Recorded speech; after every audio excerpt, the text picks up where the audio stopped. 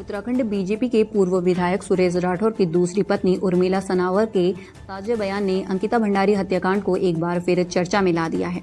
बता दें, उर्मिला ने अपने बयान में कुछ ऐसे प्रभावशाली लोगों के संलिप्ति की ओर इशारा किया है जो अब तक इस जांच के दायरे से बाहर बताए जा रहे हैं। उनके इन दावों ने राज्य की राजनीति में हलचल पैदा कर दी है और विपक्ष को सरकार पर निशाना साधने का नया मौका दे दिया है। महिला सुरक्षा और वीआईपी कल्चर को लेकर उठ रहे इन सवालों के बीच अब एक बार फिर मामले की निष्पक्षता और गहराई से जांच की मांग तेज हो गई है ताकि पर्दे के पीछे छुपे असली दोषियों को सजा मिल सके। बता दें, विपक्ष पहले ही सरकार पर इस मामले में ढिलाई बरतने के आरोप लगाता रहा है, तो वहीं अब सत्तारूढ़ी दल के लिए यह एक नई चुनौती बनकर उभरा है। उत्तराखंड भाजपा के पूर्व विधायक सुरेश राठौर की तथाकथित दूसरी पत्नी उर्मिला सनावर के सनसनीखेज बयान ने एक बार पुनः अंकिता भंडारी हत्याकांड का जिन्न बाहर निकाल दिया है।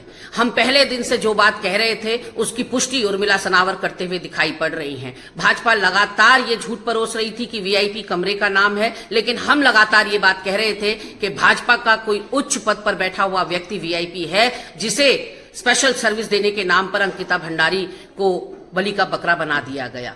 ऐसे में 9 हिमालयी राज्यों में उत्तराखंड महिला अपराध में सर्वोपरि हो गया, तभी भी उत्तराखंड की धामी सरकार नहीं चेती। अब मेरे अध्यक्ष माननीय गणेश गोदयाल जी ने 10 दिन का समय धामी सरकार को दिया है सीबीआई जांच की संस्तुति के लिए, वरना उत्तराखंड कांग्रेस सड़क से लेकर सदन तक एक वृहद लड़ाई अंकिता भंडारी को न्याय दिलाने के लिए लड़ेगी। ऐसे में एक लंबी फेरिस्त है भाजपा के बलात्कारियों की, उनके दुष्कर्मियों की। चाहे हम बात करें अनामिका शर्मा की, जो हरिद्वार से भाजपा नेत्री हैं, 13 वर्षीय अपनी बच्ची को देह व्यापार में धकेल दिया। उसके अलावा कमल रावत और भगत बोरा, इनके मंडल अध्यक्ष, उनके ऊपर नाबालिगों के संग दुष्कर्म करने का आरोप चल रहा है।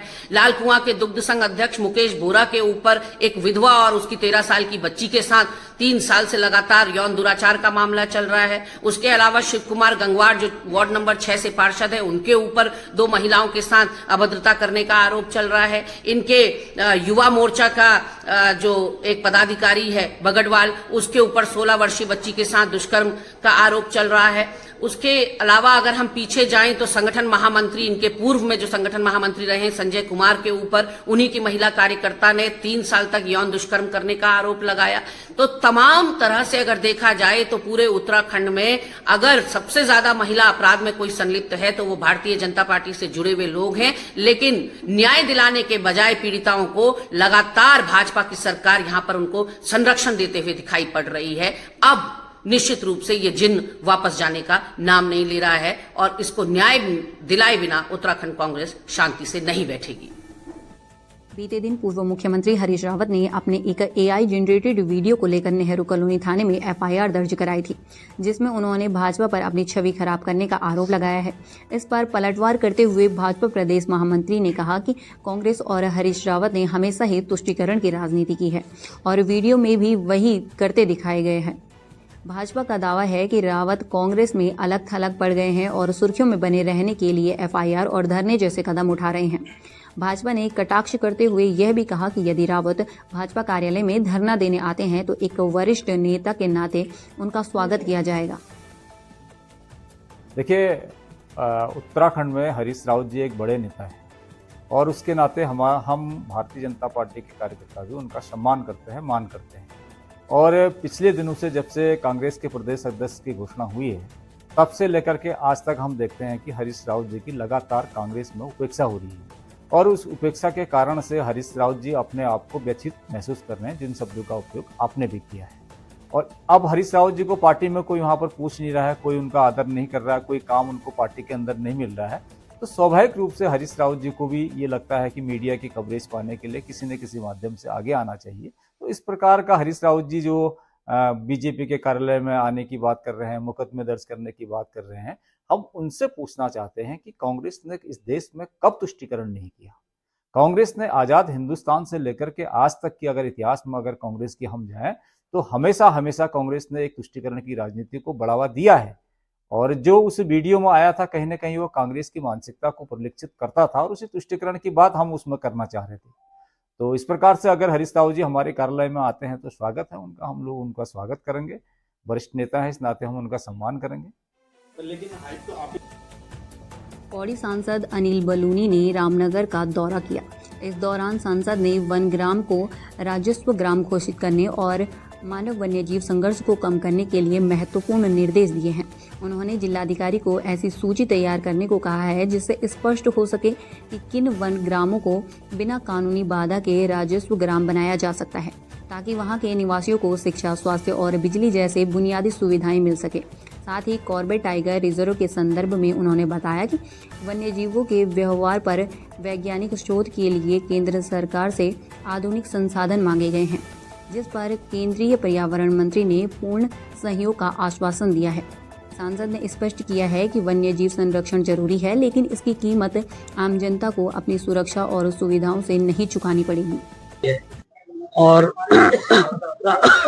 रामनगर उसके आसपास के इलाके में जो हमारे वन ग्राम और जो हमारे खत्ते हैं, हमने भारत सरकार में भी और मैंने मुख्य सचिव से बात करके भी, आज भी मेरी डिस्ट्रिक्ट मजिस्ट्रेट से बात हुई है कि भाई मुझे जल्दी से जल्दी इनकी एक सूची बना के आप दे दो, इसमें से जिनकी जो स्थिति है चेक लिस्ट के साथ कि कौन कौन ऐसे वन ग्राम है जिनको राजस्व ग्राम करने में कोई दिक्कत नहीं है और कौन कौन से ऐसे राजस्व ग्राम है जिनको करने में फला दिक्कतें हैं, कौन कौन में क्या है। मैंने सबसे ये कह दिया है और बहुत ही मजबूती के साथ ये कहा है भारत सरकार में भी कि जो वन ग्रामों में और जो खत्तों में हमारे लोग रहते हैं उनको जो बेसिक नागरिक सुविधाएं हैं वो देनी होगी, क्योंकि वो जिस प्रकार की समस्याओं से जो उनको मानवीय जो मदद है वो तो हमें करनी पड़ेगी।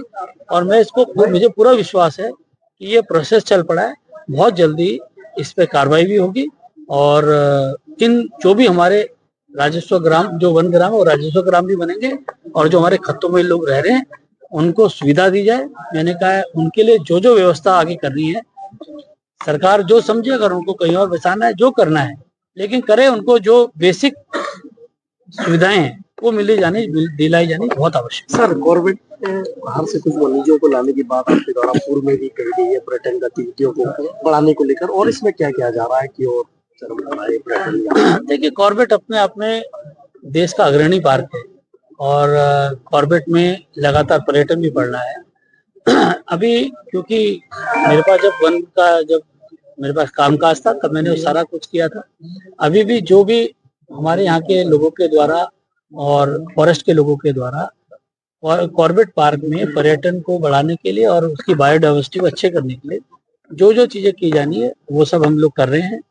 पिछले दिनों भारत सरकार के जो वन विभाग है उसकी कंसल्टेटिव कमेटी की मीटिंग हुई थी अभी पिछले हफ्ते, और उसमें मानव वन जीव संघर्ष है उसके बारे को लेकर बातचीत हुई है। हमने कहा है कि इस पे बहुत जल्दी काम करने की जरूरत है। इस पे भारत सरकार अध्ययन कराए कि जो वन्य जीवों का व्यवहार है वो इतना ज्यादा क्यों बदल रहा है, उस पे भी वो कराए और राज्य सरकार को केंद्र सरकार इस पे मानव वन्य जीव संघर्ष से निपटने में मदद करे। बहुत सारे संसाधनों की आवश्यकता है, उन संसाधनों की हमको जरूरत है, बहुत सारे इक्विपमेंट्स की जरूरत है, वो इक्विपमेंट्स हमको दे। भारत सरकार के हमारे वन मंत्री आदरणीय भूपेंद्र यादव जी ने हमको आश्वासन दिया कि क्योंकि उत्तराखंड में मानव वन्यजीव संघर्ष जो है वो काफी चरम पर है, उस पर पूरी मदद करेंगे। जल्दी इस पे रिसर्च भी हो रही है, अध्ययन भी हो रहा है और हमें पूरा विश्वास है कि इस मुसीबत के उससे हम लोग आगे निकल पाएंगे। मैंने अपनी डोईवाला के शहीद दुर्गा मल्ला पीजी कॉलेज में 3 करोड़ रुपए की लागत से बना बालिका छात्रावास शुरू होने से पहले ही जर्जर होने लगा है।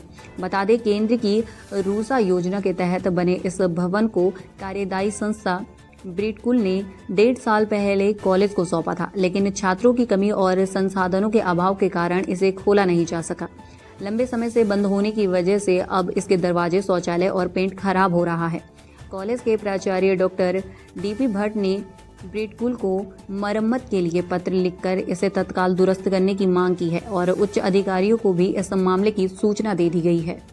बालिका छात्रावास में वैसे 1 साल तो इसका हैंडओवर हो गया है, लेकिन उसके दरवाजों में जो है दीमक लग गया है।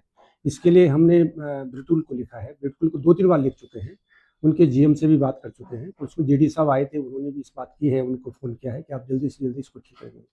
अभी दरवाजे ही नहीं, उसके अलावा सीलन भी आ रही है, कई जगह क्या कहते हैं टंकियाँ खराब हो रखी है, तो वो सही करेंगे। रंग रोगन की भी समस्या है, तो उन्होंने कहा हमने ठेकेदार को बुलाया है, यथाशीघ्र हम इसको ठीक कर देंगे। पिछले वर्षों तक तो जैसे हमने एक बार एक नोटिस टाँका था, तो ग्रेजुएशन के छात्रों ने अप्लाई नहीं किया है, लेकिन एक रिसर्च की छात्रा आई थी और उस समय एक आध छात्रा को देना तो संभव नहीं। दूसरी समस्या ये है कि अभी हमारे पास स्टाफ नहीं है वहाँ के लिए, क्योंकि वहाँ के लिए छात्राओं की सिक्योरिटी का प्रश्न है, तो छात्राओं की सिक्योरिटी के लिए गार्ड होना जरूरी है।